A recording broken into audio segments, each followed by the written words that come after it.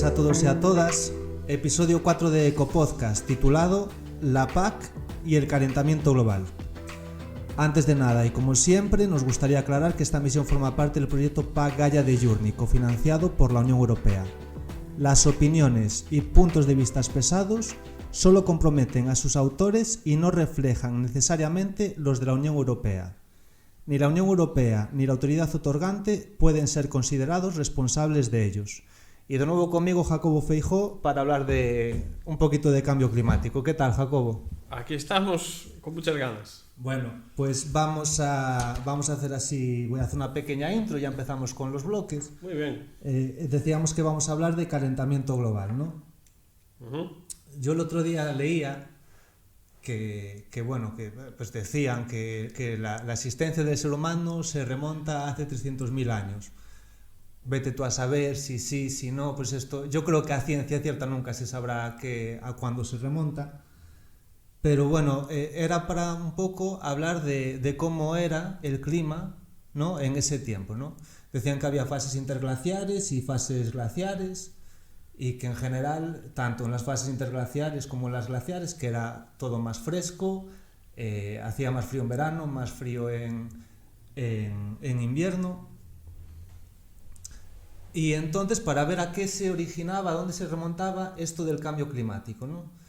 Y dicen que, bueno, que el clima siempre fue cambiante, ¿no? Tú corrígeme si ves que meto la pata, porque yo hablo desde lo que se va a leer. Sí, Hoy sí. en día todo se lee en internet y nunca sabes dónde puedes acabar. Un consenso científico. Exactamente.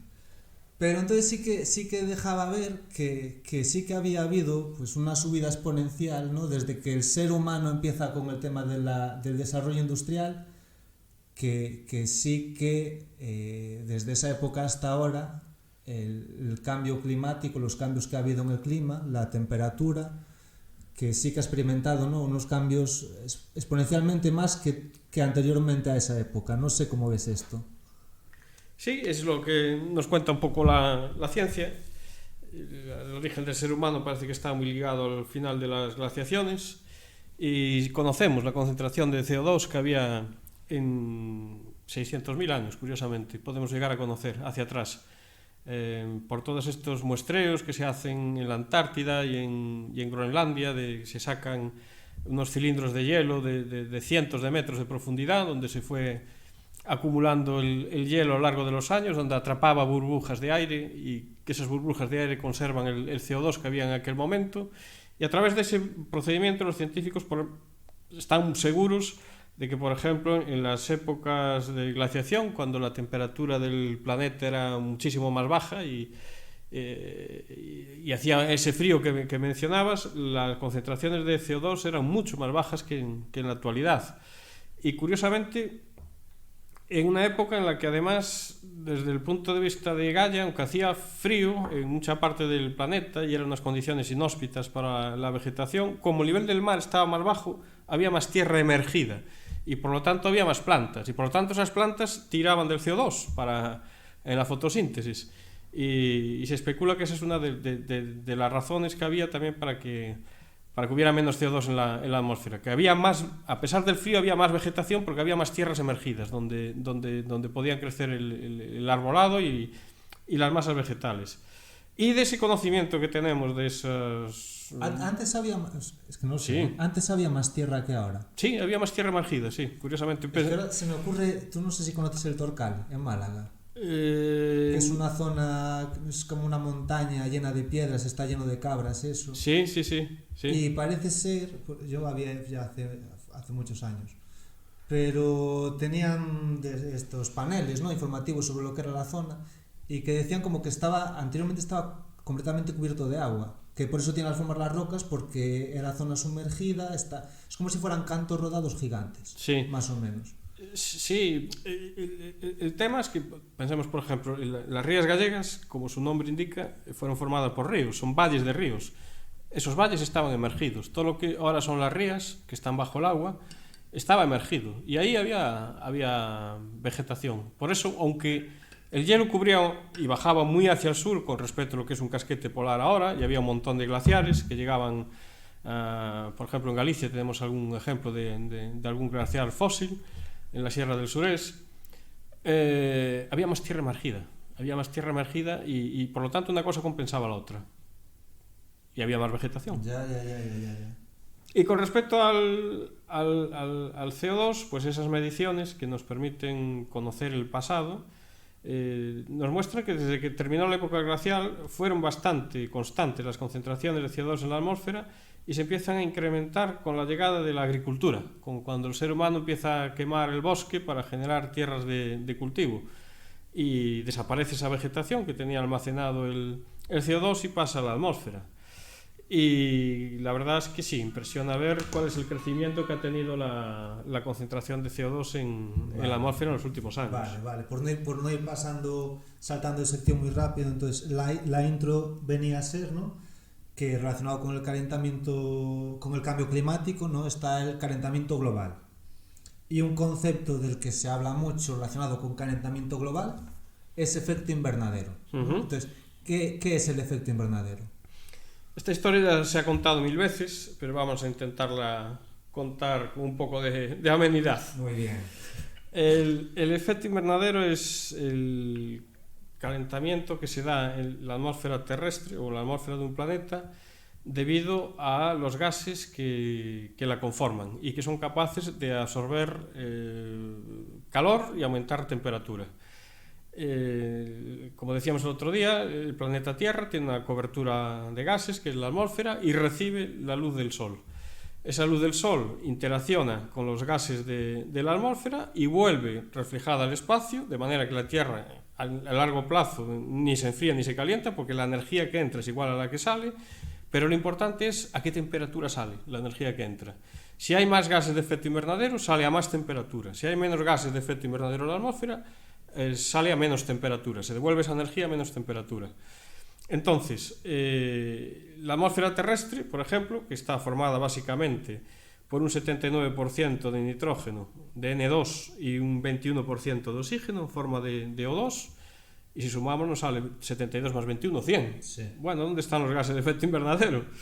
Están en los detalles, porque es menos del 1%. Entonces, si redondeamos las cifras, nos sale 79 más 21, 100. Pero es que en ese menos del 1% están los gases como el CO2, como el metano, como los óxidos de nitrógeno, como el ozono. O sea, representativamente al final no es nada. No es cuantitativamente, no. Sin embargo, cualitativamente a los efectos sí, porque son los que son capaces de absorber la radiación solar, devolverla inmediatamente en otra frecuencia infrarroja que calienta la superficie terrestre, que calienta la atmósfera, y entonces tenemos esa temperatura adecuada para la vida.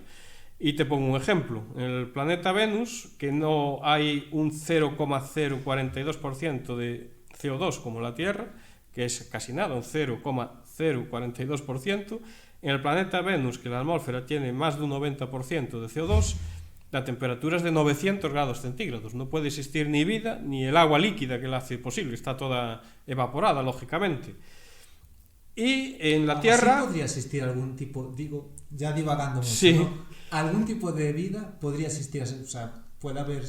Yo creo que no. ¿No puede haber nada biológicamente que pueda...? La química del carbono no se podrían formar proteínas, no serían estables, no habría agua para disolver los nutrientes y los procesos y formar parte de las células. Tal como la conocemos, en principio se entiende que no, que no es posible. Tiene que haber agua líquida para que haya vida, tal como la conocemos, de una forma o de otra. Vale. Y se tienen que dar las condiciones para que haya agua líquida. Si hace demasiado frío o está demasiado caliente, en principio sería incompatible con la vida tal y como la conocemos, y ya conocemos bastante los fenómenos de cómo se conforman las moléculas, las macromoléculas, que son también fundamentales para la vida. El otro día escuchaba también eso del carbono, ¿no? Que decía, no, es que todo lo reflejamos en base al carbono. No se nos ocurre que pueda haber algo que no sea el carbono, puede haber otro tipo de química donde haya biológicamente otro tipo de vida. Yo creo que no.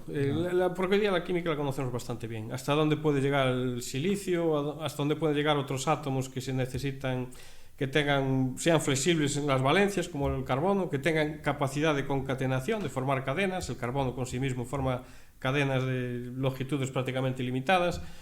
Y eso no... el carbono es muy excepcional a esos efectos. Entonces, una vida que no esté basada en carbono, a día de hoy se nos hace muy difícil de imaginar.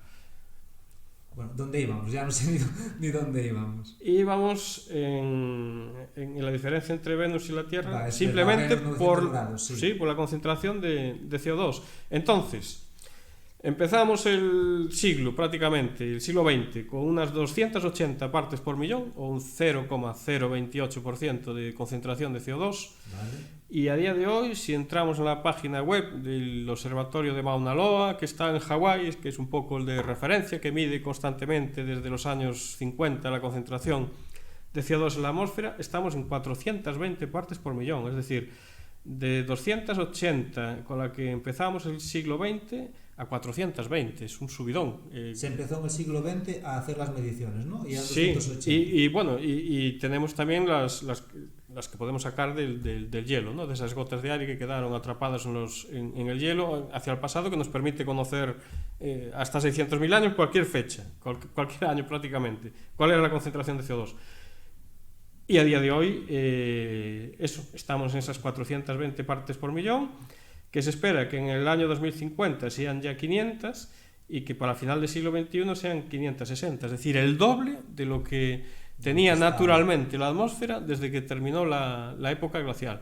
Y todo esto debido, primero fue a lo que decíamos antes, cuando llegó la agricultura y la transformación de bosques en suelos agrícolas, y después ya, sobre todo después de la Segunda Guerra Mundial, con la expansión de la tecnología, el aumento de la población y el aumento de los combustibles fósiles, ya por la quema de combustibles fósiles, el carbón, el petróleo, el gas, que utilizamos para generar energía eléctrica, para los motores de combustión, que al combinarse con el oxígeno dan ese CO2 más agua, que aprendimos en la escuela, y ese CO2, una gran parte se va acumulando en la atmósfera. Vale. Y aunque pueda ser redundante, a efectos de la vida, ¿no? De la vida práctica y diaria de todos nosotros, ¿qué significa pasar de 280 partes por millón a las 560? ¿Qué es lo que pasa en el día a día de una persona? Bueno, yo, antes de contestar esa pregunta, pararía un momento en el tema de Gaia, que es el que nos ocupa. Venga, ¿no? Vale, ¿Y qué pasa con ese carbono? Pero porque, me la apunto para después, ¿eh? Sí, no me la dices. Porque hay una cosa muy curiosa, y es que en los últimos 40 años hemos emitido unas 305.000 millones de toneladas, que ya no es tanto por el número, vamos a dar un valor cualitativo, porque el número en sí, y de esas únicamente 130.000 de 305.000 millones de toneladas, 130.000 millones de toneladas aparecen en la atmósfera, que son el 43% del CO2 que emitimos está en la atmósfera, y ha desaparecido un 57% del CO2 que sale de la combustión de combustibles fósiles, que debía estar en la atmósfera, pero no está. ¿Dónde está? Vale. ¿Dónde ha desaparecido? Pues los científicos, fue una cosa que les sorprendió mucho, a la que dieron muchas vueltas, y en el espacio exterior no pueden estar, con lo cual tienen que estar en el planeta, en la biosfera de alguna manera. ¿Por qué no se pueden filtrar y desaparecer al espacio? Porque la gravedad la retiene. La única molécula que no retiene la fuerza de la gravedad en condiciones normales es la de hidrógeno, porque es tan ligera que la estratosfera acelera y alcanza la velocidad de escape que necesitan los cohetes para escapar del campo gravitatorio. Eso lo alcanza la humilde molécula de hidrógeno y se escapa, pero el resto se mantiene. Entonces, si no está en el aire, lógicamente o está en el agua o está en la tierra. Y efectivamente es ahí donde nos dicen los científicos, como que precipita, ¿no? Está de momento en el océano, el CO2 se disuelve en el agua, pero no se queda ahí. Ahí le empiezan a pasar cosas.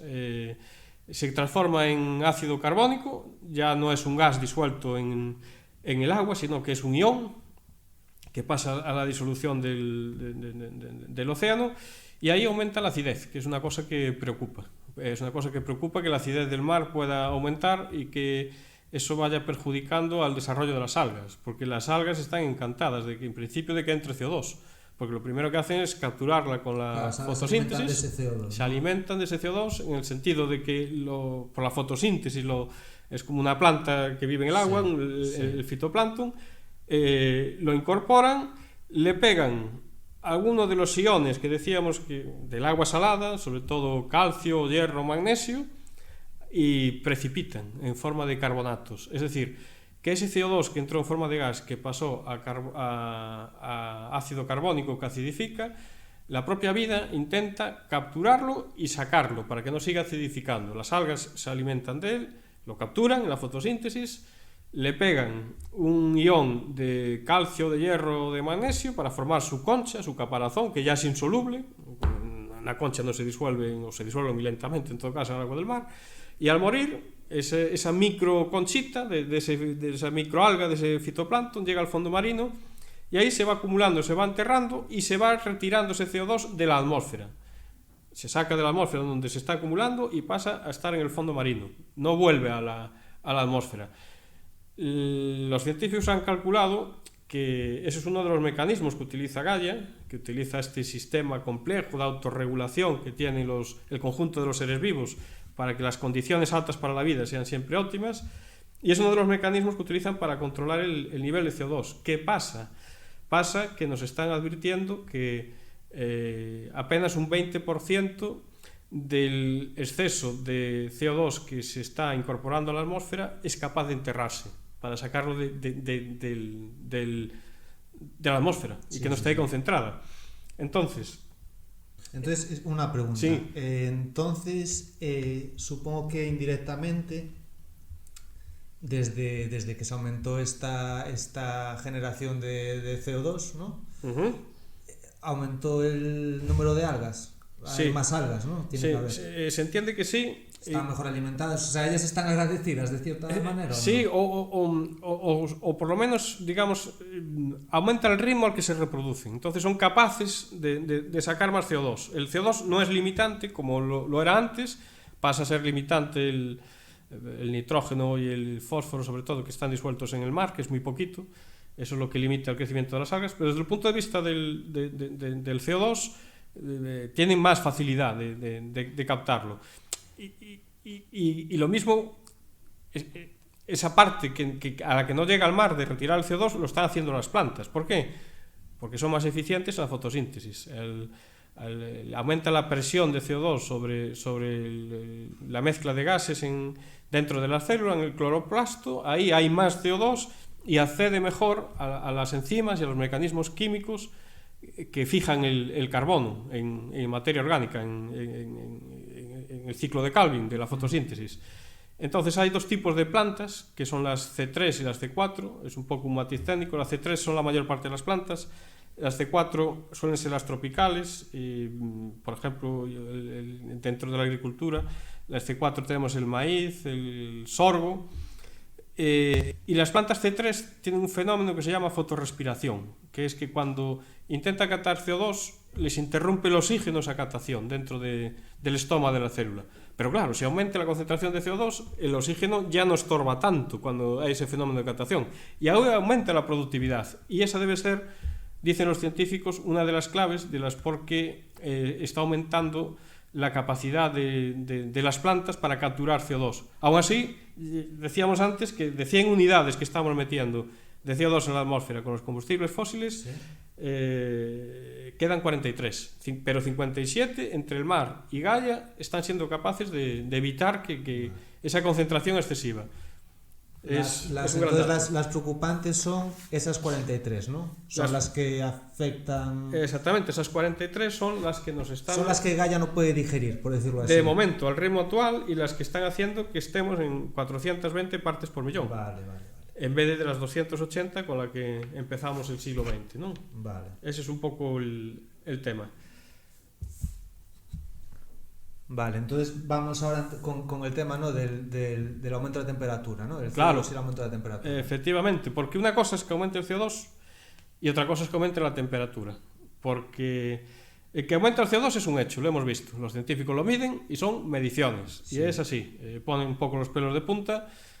Pensar que eso, a final de este siglo prácticamente vayamos a duplicar la cantidad de CO2 que había de forma natural en los ecosistemas antes de que empezáramos a quemar los combustibles fósiles. Pero lo que nos importa no es tanto el CO2 en sí, sino el posible calentamiento global que pueden hacer. Y entonces ahí entra qué va a pasar con la temperatura según vaya aumentando.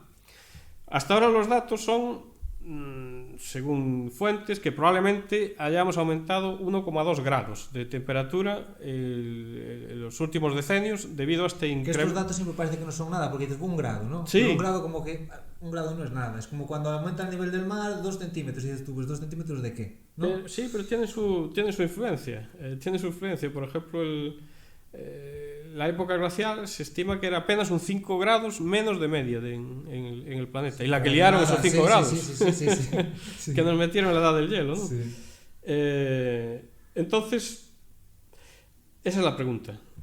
Si duplicamos a fin de siglo, ¿cuántos grados va a subir? Y ahí es donde ya no son hechos. A día de hoy lo serán cuando lleguemos allá, y entonces lo sabremos. Entonces, ahora solo tenemos determinadas herramientas científicas y modelos matemáticos que nos permiten intentar predecir cómo va a ser esa subida de temperatura.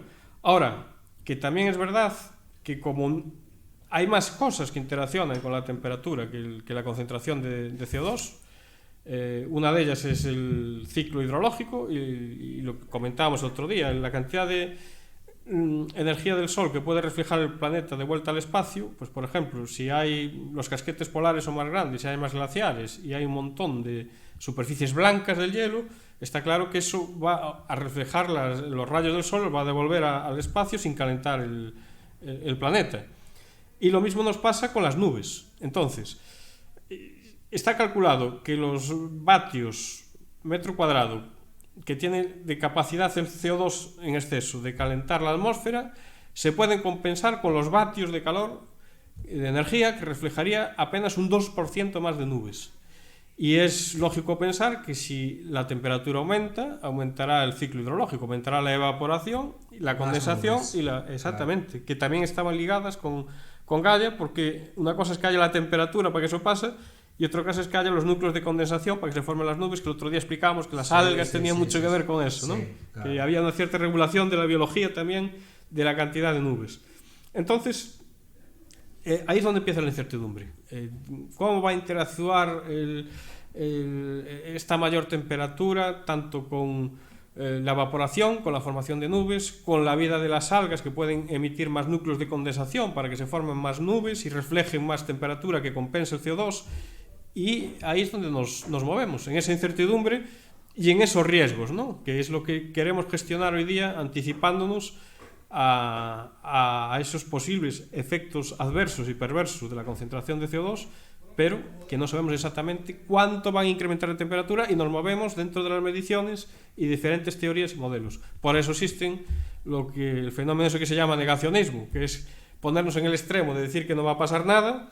Existe el catastrofismo, ponernos en el extremo de decir que ya estamos perdidos, sí. Y después existe, yo creo que el terreno de juego de la gente razonable, que será decir, bueno, malo sea que esto no lo hemos gestionado, impacto sí que tiene que tener, que se esté duplicando la cantidad de dióxido de carbono en la atmósfera, vamos a intentar gestionarlo utilizando el sentido común, el conocimiento y las herramientas que nos da la ciencia, ¿no? Yo me comentaban el otro día, yo soy muy escéptico de pensar que podremos llegar a jugar a ser dioses, que en cierta manera creo que el ser humano ya lo hace, es capaz de controlar muchos terrenos de juego, es capaz de salir al espacio. Dime tú qué ser vivo pues haya espacio, sí, ¿no? Y me comentaba que claro, que todo este tema del calentamiento global, del clima, todo esto era muy acertado, ¿no? Muy acertado, pero hasta ahora que estamos viendo una especie de revolución, ¿no? De revolución tecnológica, con todo el tema de IAs y estas cosas, y decía que ya se planteaba a la comunidad científica o una parte de ella, ¿no? Que sería posible controlar el clima. Yo no sé, en Japón, ¿no? Se hablaba de que igual ya hay prácticas para provocar que llueva, para provocar... No lo sé, no sé cómo ves esto. Sí, eso es lo que se llama la geoingeniería, que se supone que el ser humano, si realmente se van yendo a peor las cosas en el futuro y realmente se va decantando el cambio climático por las peores rutas que puede tomar, sí, según va incrementando el CO2, los gases de efecto invernadero y la temperatura, pues que habría que intervenir para hacer aquello que la naturaleza ya no puede, porque ha colapsado los sistemas de Gaia. Se hablan de muchas cosas, tanto de poner espejos que reflejen en el espacio la luz solar para que no llegue a la Tierra y modificar la entrada de radiación. Se habla también... Claro, poner como una, ¿no? Espejos en órbita. Como si fueran satélites. Un escudo reflector, sí, que tú abras y cierras a voluntad, ¿no? Sí, sí, de tantos kilómetros cuadrados ahí en rotación a través de la fuerza gravitatoria. Estarían como un satélite artificial a determinada altura a la que se decidiera y que reflejaran, que fuera una especie de nube permanente en el espacio, que limitara la llegada de rayos solares. Eso sería una de las tecnologías a las que se da vuelta. También he oído fertilizar el mar con moléculas con iones de hierro, que suele ser muy limitante para el crecimiento de las algas, para que zonas que ahora mismo son desiertos en el mar, bombear de alguna forma el hierro que está en las aguas profundas a varios kilómetros de profundidad hacia la superficie.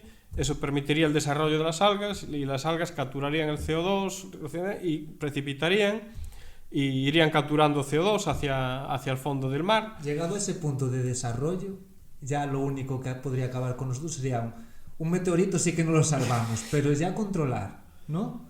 Porque ya si llegas a ese punto, supongo que si se acaba el sol, pues podríamos incluso ser capaces de alguna forma de generar energía lumínica afuera, yo qué sé, no sé cuál sería el final si llegamos a eso. Eso tenemos varios miles de millones de años para preparar ese escenario. Sí. Eso, ¿no? De momento tendremos que poner los pies en la tierra y volver a la agricultura. Decían eso en otra charla que estaba escuchando, y entonces le preguntaban por qué no se conocía vida fuera del espacio, ¿no? Fuera de la Tierra. Fuera de la Tierra, perdón.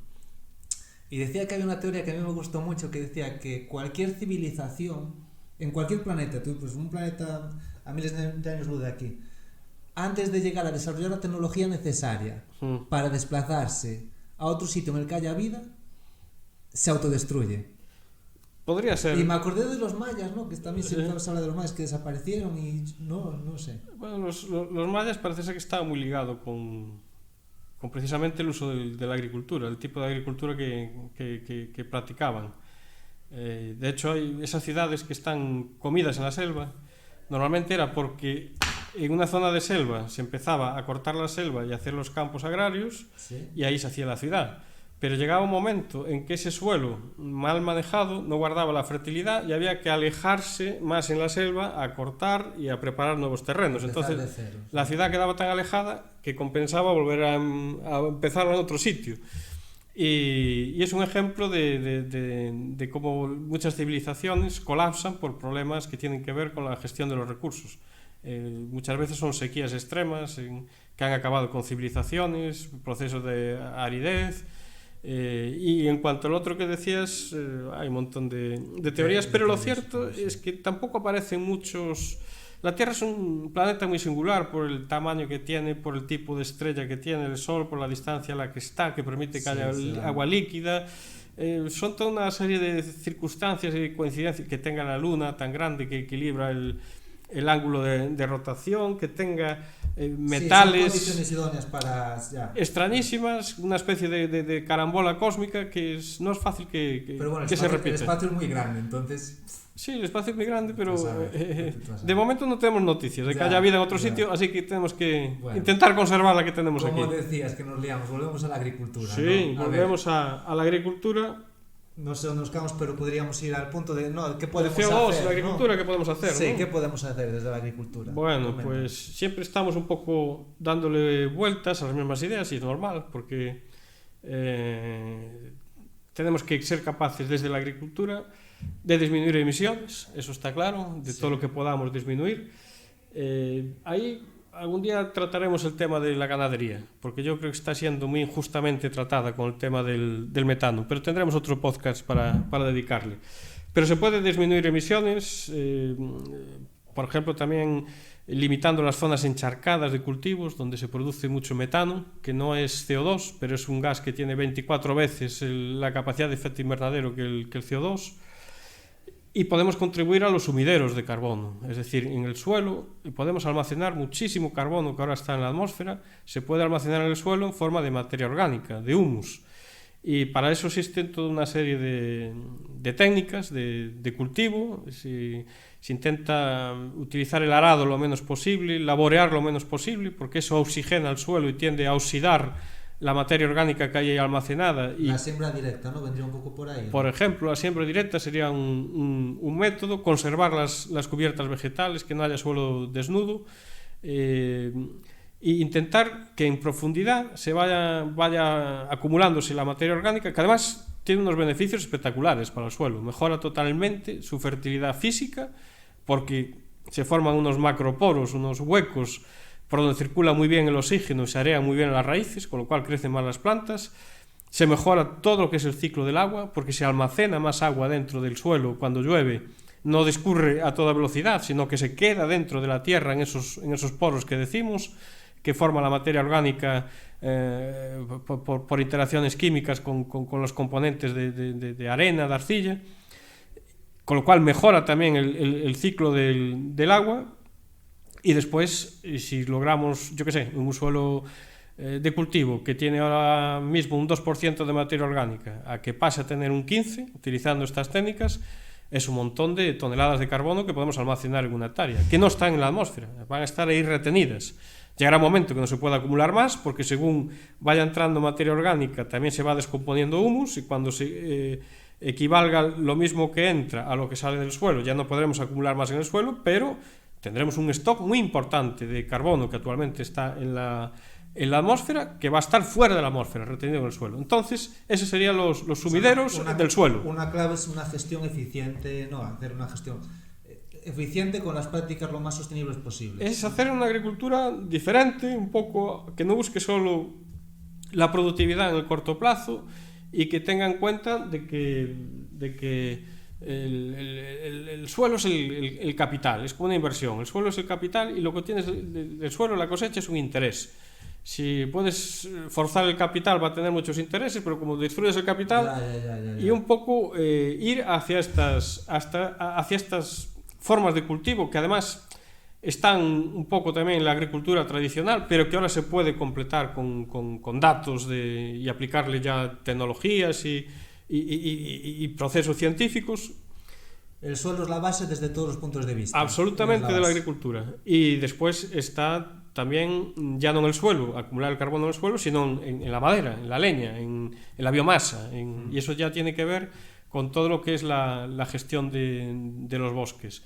Y como decimos siempre, intentar ser productivos donde tenemos ya superficie agraria, para no tener que ir a buscar más superficie agraria a zonas donde ya, pues si transformáramos un bosque en una pendiente habría erosión,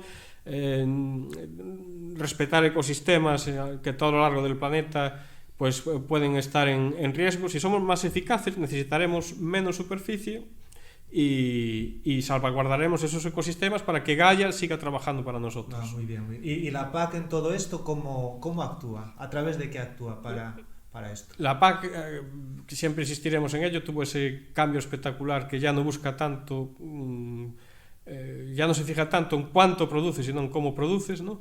Ha tenido un giro y ya en este último periodo de programación ha puesto en marcha lo que se llama los ecoregímenes, que son nada más y nada menos que un 30% del presupuesto de toda la PAC, que van ligados, como su nombre indica, a prácticas pues, que tienen que ver con la ecología, ¿no? con esa agricultura que respeta al suelo, que respeta los ciclos de la naturaleza, que busca no contaminar y que busca producir con seguridad. Un 30%, que incluso tiene una línea específica que se llama así, agricultura del carbono y agroecología, donde el agricultor, el ganadero, se suma a esta práctica, que son cuestiones de gestión de la rotación de los cultivos, de utilizar siembra directa, no lo que hablamos, todo siembra directa, incluso transformación hacia agricultura ecológica,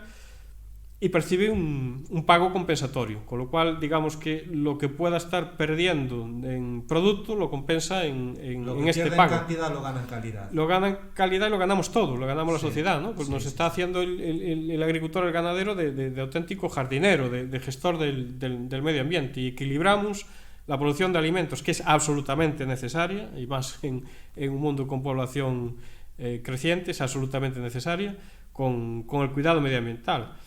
Y además de los ecoregímenes, ya está todo el tema después de los fondos FEADER, de desarrollo rural, que inciden en otro tipo de prácticas complementarias que buscan lo mismo. Buscan que tengamos menos emisiones, que capturemos más y que no contaminemos con un exceso de fertilizantes o que no tengamos estos efectos indeseables. Para eso hay que monitorear mucho, hay que tener el técnico a pie de campo haciendo sus cálculos mano a mano con el agricultor, con el ganadero, y está demostrado que es perfectamente compatible las dos cosas. El producir con el conservar el medio ambiente y con colaborar desde la política agraria común y desde la agricultura a conservar el medio ambiente y a luchar contra el cambio climático, que es lo que nos ocupa hoy en este podcast. Muy bien. No, yo creo que ya hemos mirado básicamente todos los puntos que definimos, ¿no?, el otro día para dar pie al Ecopodcast. Yo te diría de cerrar ya, porque no sé si queda algo en el tintero. Supongo que sí, pero tenemos todavía 8 Ecopodcasts por delante. Hoy por lo menos hemos cerrado o hemos dado un buen repaso al tema. Sí, los otros días aún nos quedaron cositas así, algún día nos quedó siempre algo. Siempre queda algo. Hemos dado así un repaso al ciclo del CO2. Estuvo genial. Que lo importante es el efecto que va a tener la temperatura, que hay esas incertidumbres, que estamos emitiendo muchísimo, que prácticamente vamos a duplicar a fin de siglo, pero que mucho del CO2 que tenía que estar en la atmósfera no está, porque se está yendo al océano y Gaia lo está capturando en la biomasa y en los suelos.